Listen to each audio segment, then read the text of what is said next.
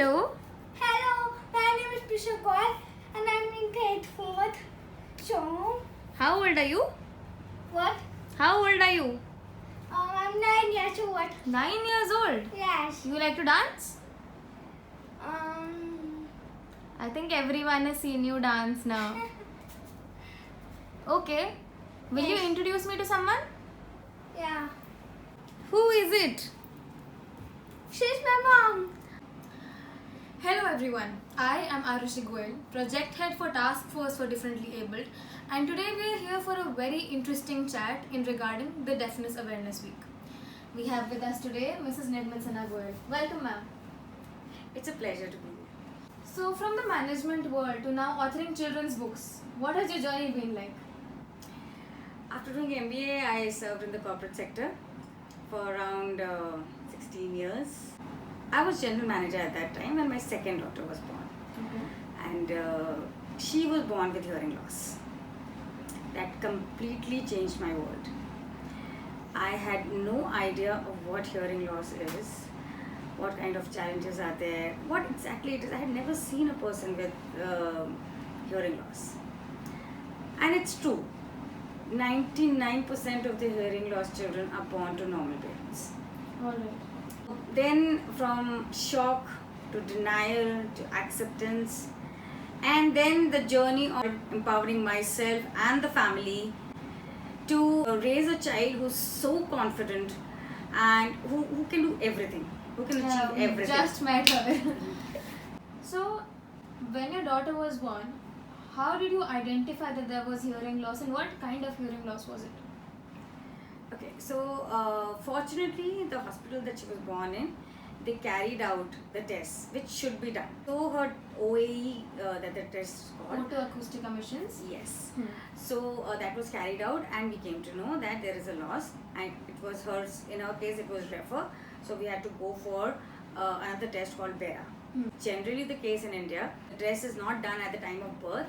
There, people come to know of this problem much later, and so the time is lost. And why is this time important? Time is very important because see, the child starts hearing from the womb. Okay, and so anyway the child is not been hearing, the faster he starts hearing, the better it is. Because as you know, the neuron connections have to be made, and the growth is so exponential in the beginning years. Yeah, So we miss out. especially the first 5 yes, years. yes. So we miss out on all this. So early intervention is the key. So in Prisha's case, the loss was not complete, not profound. In profound, this total loss. The child doesn't hear anything. Alright. Okay. The second kind of loss is partial loss. In that also, it was asymmetrical loss. Like So- one side it was different, and the other side it is different. Different levels of hearing. Different basically. levels of hearing. Alright.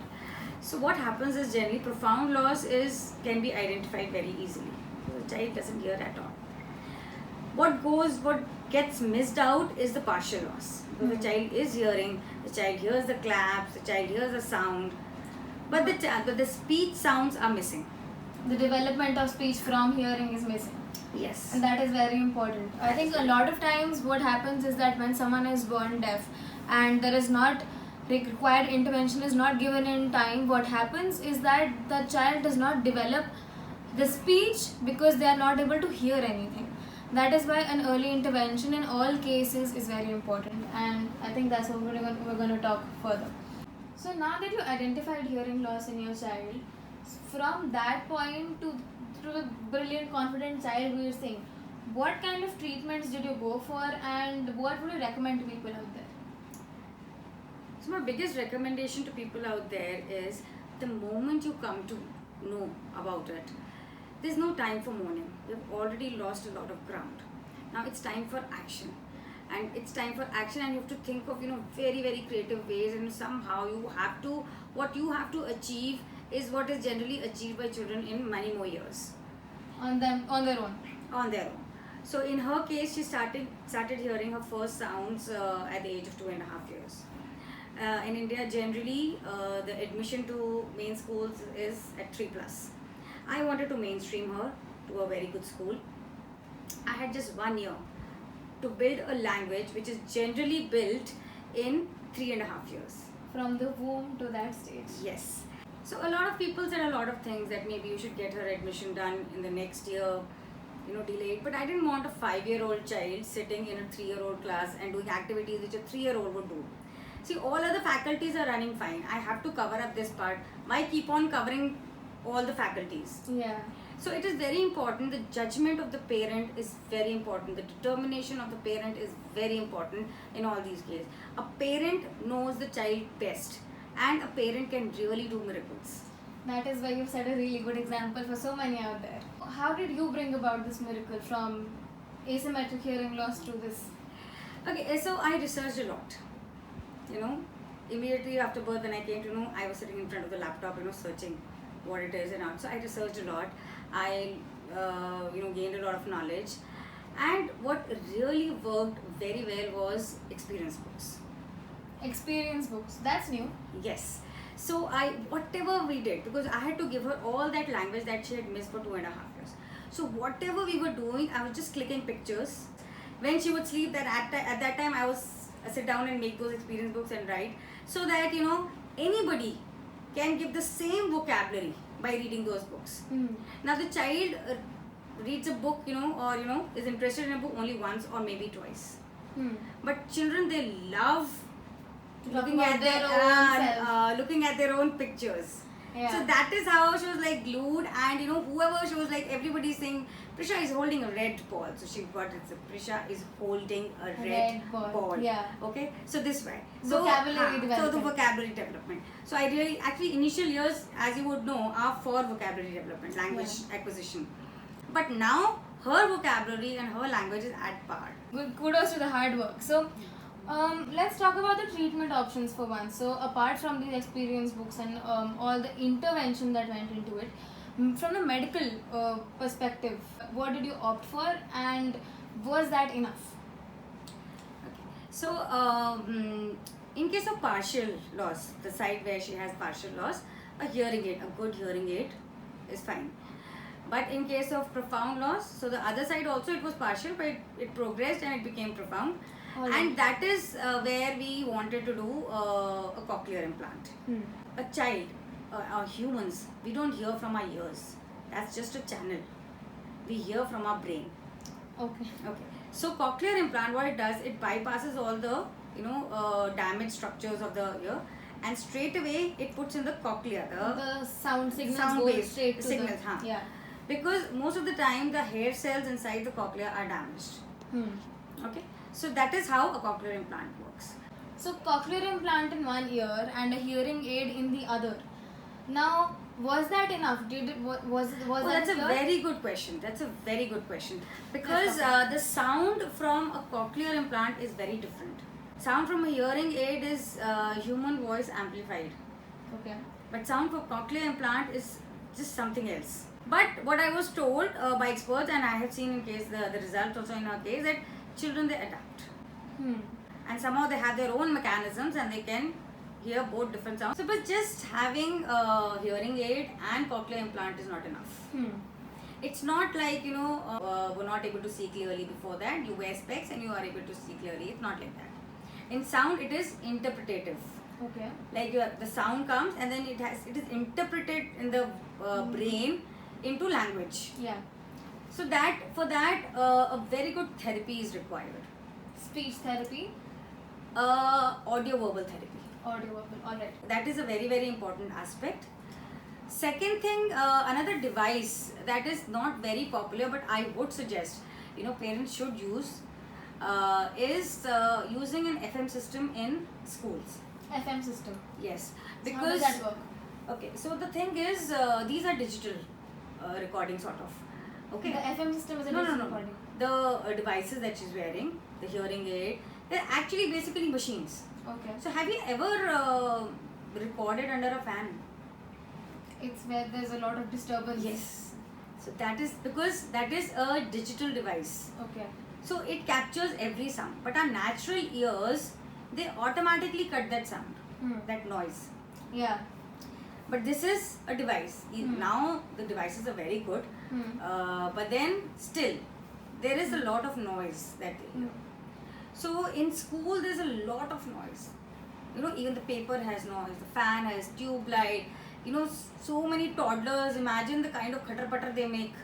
So it is very important that the children they use FM systems. So she uses in a school, like the teacher wears it. It is connected via Bluetooth to her devices. So whatever it is in the ratio of 70-30, so 70% of the teacher's voice is going into the devices. FM is a transmission device. Yes. So basically, it helps cut down all the accessories. No, the extra noise Yeah, that is the there in the alarms. environment. Come here. Come. So, do you like to go to school? Yes. What is your favorite part about school? Sport field. Sports field. Yeah. Okay, what do you play on sports field? I play cricket, football, volleyball, rugby, everything. You play everything. Yeah. She won a medal, right? Yeah, she is a very good athlete. Very good. Do you like to do anything else at home? What do you do?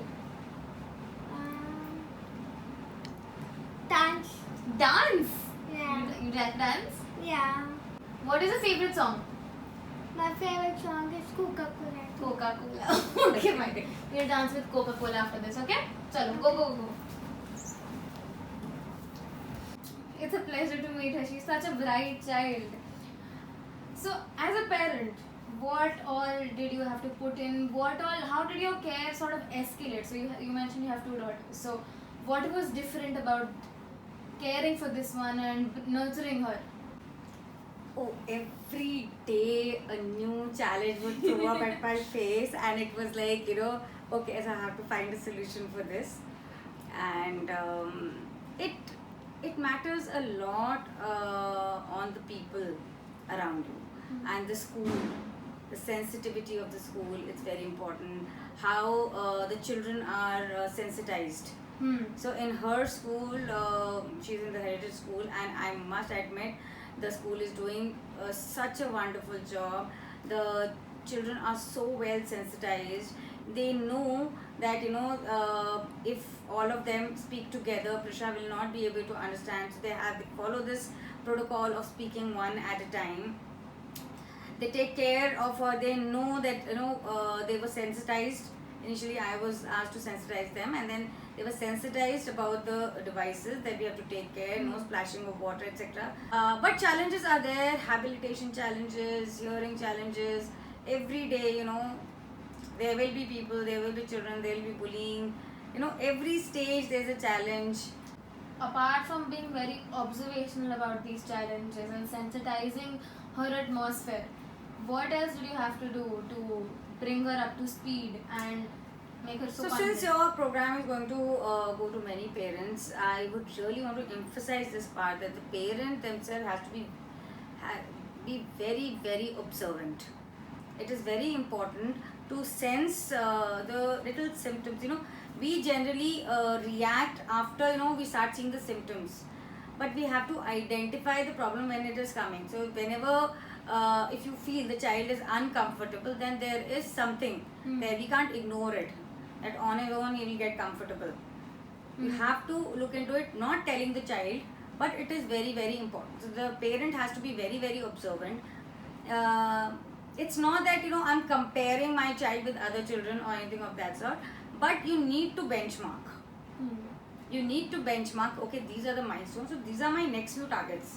Okay. I'll give you a simple example. Like when she was small, I used to invite her friends to play so that I can observe. Yeah. So that I can observe what levels they are in and what are my next milestones. So I used to invite them, call toys, and also she made a house, and we also say, okay, we made a house. I gave blocks to her, the other kid also, and she said, this is the first floor and this is the front floor. I said, oh, so we have to go to first floor and second floor. That's the kind of vocabulary. So you have to keep on benchmarking, because we tend to use the words which the child is familiar with, so that the child can understand. But you have to go on upgrading. Since it is a child who can't automatically develop their words. Yes, this is another thing is that most 99% of the language is developed from incidental hearing. It's not what we are teaching. It's what the child is playing and the parents are talking and he's listening. They just pick it up basically. They just pick it up. But in this case, you know, everything has to be taught because the hearing is not natural in this case. At times, you know, you have to even tell ki, Prisha, listen. It is a task and it is tiring Yeah. for the child. So that that incidental language is not there. So everything has to be taught. So it is very important that, you know, parents, they are very observant in what kind of language the other children are developing, so that they can give it to the child. For example, she used to keep on saying, like, you know, I want to watch phone, I want to watch phone. And the other person then came, I want to watch YouTube. I said, oh, now I should give her this vocabulary, this YouTube, this WhatsApp, this that. So this, like, you know, the parent has to be very, very, very observant. Observant, I'd say, creative and determined like nothing else. So for a child with hearing loss, I believe there are so many things to focus on, like every single aspect of life. So if you had to pick out, what would be the one most important thing that every parent and every child should take care of? The most important thing that I took care of was that she doesn't form any complexes. So I was extremely vigilant and I was extremely observant to, you know, check the initial signs. She should not form any complexes. Okay. Everything else can come later. The academic learning, you know, the milestones, everything delayed is okay. But once a complexes are formed, it is very difficult to come out of it. So could you give us an example? For example, you know, initially in the first year when she was in preschool, she was not using the FM device because I was advised not to use. Okay, and the whole year went waste because she could hardly hear anything. She could hear hush, hush, hush only, and she used to speak hush, hush, hush. Hush, not in the same words, but like very, very softly. So, though at home she was speaking everything, so I shared with the teacher that she was narrating the story so well. And when the teacher made her stand in front of children, she was speaking very, very softly. And you know, one of the child, you know, one or two children, they even said that, you know, she won't speak. I, you know, took it very seriously that, you know, child should not form. So that she should not be scared of coming out of anything. That's So, what I want to talk about. when you will say, okay, so many children have stage fright, so what's the big deal? But I don't want that complex to come to her. So we had, I had a discussion with the special educator, and then we actually planned a lot of activities where she comes in front of the stage and speak. And so initially we started, you know, 3 children doing it together. Okay. And then 2 children, and then finally alone. Now she can, you know, confidently speak alone. So from that beginning to now recently, when she won the digital literacy championship in app designing, it was from 4th to 12th. So she designed an app. There were 3 rounds. She made a presentation to the whole jury, and she was adjudged the best app. Her app She was spoke and presented it yes, yes. So it is like, you know, it takes efforts, but you can, you know, have anything. Like, you know, she from there she started, and now she actually won the championship. I think that speaks a lot about good parenting, good skills, and timely intervention that is required that can actually alleviate a person with some hearing loss to a person like no other around. So I think that's very important. And I think this brings us to the final part and the most important part here. What kind of world do we want to build here? What kind of awareness for every single person out there? Because everyone might not have a child like this, or might not know someone with a hearing disability. What should everyone else take care of? And We need to build a society which is sensitive to the needs of the others. yes. That is most important. But going specifically to the challenges in hearing loss, see, the thing is, the machine has a processing time. Okay. So they take time. They listen a little later. Okay. Okay, so they respond a little later. Hmm. So what happens is, when there's in case of group discussions in offices or in classrooms, when there's a group discussion and everybody is speaking, then their voices are overlapping. And if a child with these devices is sitting there, he will find problem in understanding and comprehending. Or if somebody is speaking very fast without any breaks, then it is difficult for them to comprehend. So this is one thing. So generally the rule is that, you know, you speak one at a time. Alright, that's a very Whenever good. such a person is there, that's decent. And second thing is there's a lot of background noise that they face. These are the challenges. Yeah. The background noise. The tube light has noise. Yeah. We don't hear, unnatural ears cut them down, but it is there. So everything, there's so much of noise in the environment. So it is challenging for them. Okay. A person with hearing loss, if you feel, can hear everything just because you fit the devices, it is not so. I They think that's miss very out. important. They miss out a lot. Okay. And they, they are comprehending, they are guessing what is happening. So it is, if I say hippopotamus, it is easier for that person, for them to get it, because it's a big word. So even if they hear hippopotamus, they can make out that it's hippopotamus. I think the But, good vocabulary part also Yes, plays a role. so in this. vocabulary is very, very important. Compared to a small word like 3 or 2, that is very difficult to understand. Another very important thing is, all these things can happen in formal setting, but in case of informal setting, when the children are generally playing together, and they're all talking together, they're very excited, Yeah. and this child is not able to understand anything. I'll give a very, very small example, and I'll show you that will show the sensitivity of other parents. Alright. So we were in a PTM, and all these children, they ran, and they were saying something, and one child said that no, she won't understand. And then they went and played. So her friend, she still took her, no, we'll take her. And then they went. Later on, her father was observing this. And later on, he told a child that, you have to take care of this. Oh, okay. So that is the sensitivity of a parent. So the parents of all children, they need to sensitize their children that you have to take care of everybody. Especially if somebody is having some problem. Yeah. And that is I was so touched and so moved. This is one place, I didn't have to say anything, ask for anything. And on his own, he observed and he, counseled his child. That we should actually include every person, no matter what. Yes. That's a really good thing. So, because formal settings are all under regulation, informal settings are somewhere the child needs to develop their own confidence and set their foot. That's Another thing is, what I would like to share here, since you have this, that when I made these experience books, I took a lot of session for the other parents also to make these books. Many of them were not able to make. My therapist used to take, her therapist used to take the books and show it to parents, and so then they said that why don't you publish it? So Okay. that is how I published, so that it becomes others can make, and you won't believe the way it helped. Not just children with hearing loss, for other children also. And some of the schools have actually started using it in their curriculum, because That's it so is nice. for language development.